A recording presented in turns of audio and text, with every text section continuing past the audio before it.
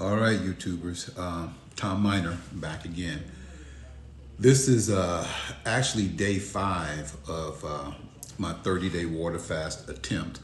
I'm still calling it an attempt right now because yesterday it almost did me in. I've have fasted for extended periods of time before, but yesterday was my 4th day, and I had intended to make a video early that morning, but I did my exercises and stuff like that, which may have been a mistake. But by the end of the day, I was just wiped, and then I went to sleep, and next thing you know, it was morning. So this is my 4th video, but this is actually day 5 of my 30-day water fast. And today, if you're checking the calendar, it's January the 6th, and it is Saturday. So, yeah, a little bit about yesterday. I woke up extremely early. I even sent out text messages to some of my friends who are partaking in this, just to let them know that I was feeling energetic. I think I sent out my first text message at like 4:30. And then I got out of bed and did my little morning exercises, which at some point I'll hopefully show those. And then I came to my office. I think I got here about 7. And then I have my vibrotherapy, and I went on that machine for like 40 minutes. But long story short, I think I overdid it. So I'm going to really reduce my exercises down going forward because I was, and the thing is that when I say I almost gave in, it wasn't that I was hungry, right? But fasting, you can get dehydrated. And I think that might have been a part because even though I'm drinking water, I got to increase my intake. But let me say this before I go any further, right? Make sure if this is something that you're interested in doing, there's 2 things that'll help you through. One is medical supervision, and then 2 is to do as much research as you can about fasting because you need to kind of know what to expect in order to be able to deal with it or to know that it's something that's going to pass. So with that said, a couple of things that I wanted to share with you. I got my iPad, so I'll be looking this way here because I wanted to share these things and make these a little bit more fluent as far as the speech goes. But one of the biggest benefits from fasting, I think a lot of people who might want to do it for other reasons than what I'm doing, and that is to deal with my MS condition, is that there's something called autophagy. And by day fast of a water fast, the process is well underway. And it typically starts after 24 hours of fasting. But what autophagy is, it's basically, if you look up the word, it's just so you want to know, it's AUTOPHAGY, autophagy, and it stands for self-eating. But basically, it is a cellular function that allows the body to regenerate itself. And so one of the benefits that comes with it is, it reduces inflammation, but it also like regenerates your skin. It tries to, you'll see wrinkles start to kind of dissipate a little bit. But if you just include like fasting as a part of your lifestyle, right?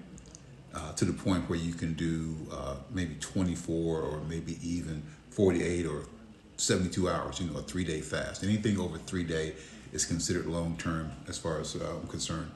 But 24 hours, 36 hours, that's enough for you to start experiencing autophagy, which is a real benefit as far as kind of turning back the hands of time as far as wrinkles and your skin and stuff like that. So that is something that I'm way into now. And so, in 30 days, hopefully, no doubt about it, you'll see a change in my overall appearance at the end of this thing. Probably before that, I think around about day 10 or day 11, 5 or 6 days from now, you'll really start seeing some big differences in me physically, right? But the second thing here under this area is stem cell production.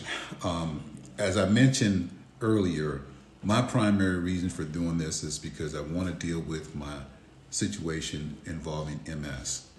And a while back, when I first got diagnosed in 2015. I went to Mexico to a clinic there that was promoting stem cells. And from all the literature and even doctors agree that stem cells are a way to deal with a lot of conditions. And I wanted some. So I don't think it worked. I mean, I went there and I think I did about 6 weeks at this clinic at like $7,000 a week.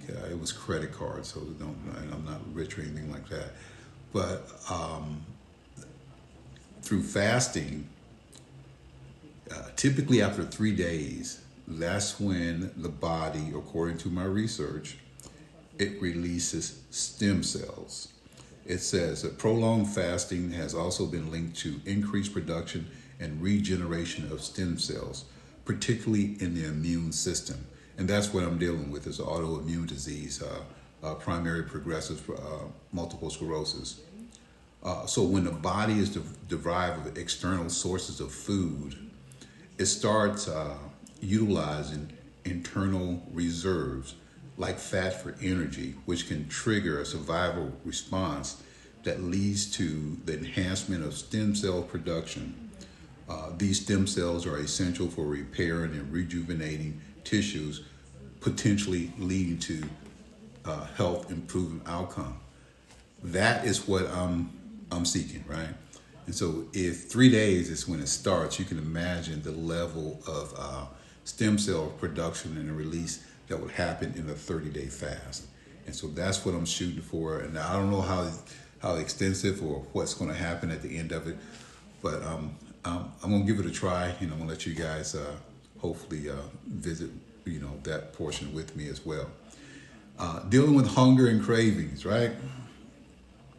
One of the things I have to really accept and adjust to is understanding when I'm hungry versus when I'm craving, right? I think very few people would readily admit that they have a food addiction. I mean, addiction to sugar, addiction to flour, addiction to salt, all the different things that, trigger people to think they want food when it's really just addiction or withdrawal for some of the substances that are in food that makes us crave them, right? So when you're going through fasting, you'll feel cravings, you'll feel dizziness, you'll feel hunger sensations, but it's hard to prepare you for it until you actually get there. But those things will pass. They will pass. A lot of times, if you're able to take a nap or withdrawal or take some water, or like sometimes I'm here at my office, I just put my head down on my desk for 5 or 6 minutes, and then all of a sudden, I feel a spike of energy. So with dealing with those true hunger pains versus psychological food cravings is one of the things that you would have to kind of get through. It is permissible when you're fasting to drink like herbal tea, coffee, and some even say, bone broth, but this is strictly the broth from bones, not the other things that you make into bone broth like carrots and stuff, just the broth itself. So that'll kind of help you deal with the cravings that you have to deal with. And then the other thing too is that electrolytes, right? With me being in my 5th day of fasting at this point right now, most of my electrolytes have been depleted, right? When you urinate, that's when, you release electrolytes. And so what you want to do is that you want to replace those electrolytes, right? You want to put little salts, or you can get tablets and stuff like that.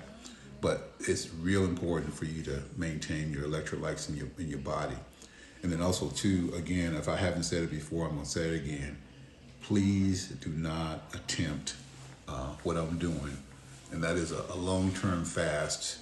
And long-term is anything more than 3 days without medical supervision. My doctor, he knows what I'm doing. I mean, he's actually going to be watching and follow me as well because he's excited to see. Because I don't think anyone has ever, at least publicly, attempted to fast for 30 days like I'm doing to be able to deal with a medical condition, primarily multiple sclerosis. But based upon my research, you could use fasting, not necessarily, as long as I'm doing it, but other forms of fasting to help you deal with and correct your immune systems. It is one of the best kept secrets out there. And guess what? It doesn't cost you anything. And when I first started hearing about fasting, the biggest price that you would have to pay is the price of discipline.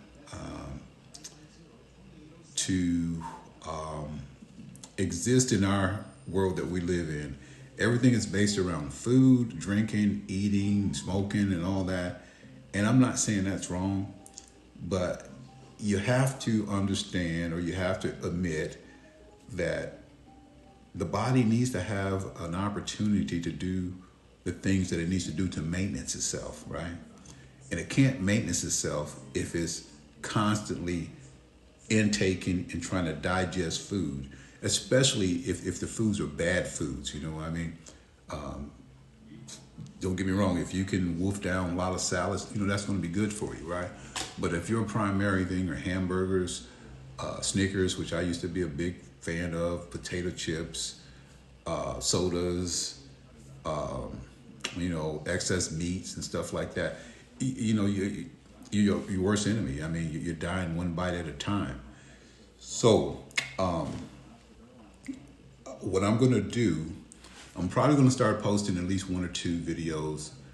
Two videos a day, one in the mornings and one in the evening. Because for me to get to this level of fasting that I'm at right now, it took a whole lot of information. Because your family, your friends, and even your physician is probably going to not be 100% supportive because the information is still coming out, right? But it's hard to take away it's impossible to take away my experience, because I started doing this thing with juice fasting, and then I looked at information about water fasting.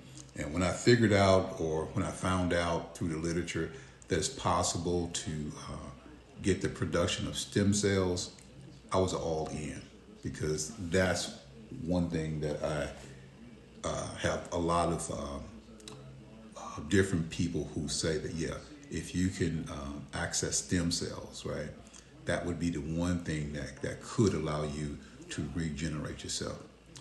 So this one is a little bit longer than my last videos, and they're probably gonna get longer because you get long-winded when you fast. Your mind become clearer, your thoughts become more focused, and with day 5 behind me, I'm getting excited because second, third day, typically are the toughest. But I tell you what, the 5th day, which was yesterday, was my toughest.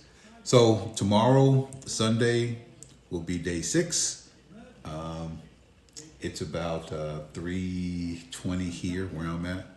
So today is pretty much a wrap. I mean, I didn't got through this point. I might have some difficult times a couple hours from now, something like that. But yeah, I'll be able to sleep good. And one thing about a fasting sleep, when you go to sleep when you're in a fasted state, the next morning you wake up, it's a unique experience. It's hard to describe, but I'm gonna keep on trying to in these videos that I'll be doing here coming up. But it is it's worth it. It is truly worth it.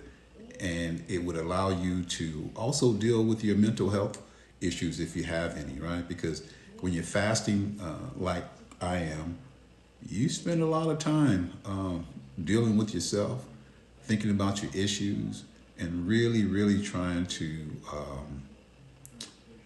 negotiate with yourself to be able to get through another day, another hour, to complete your fasting goal.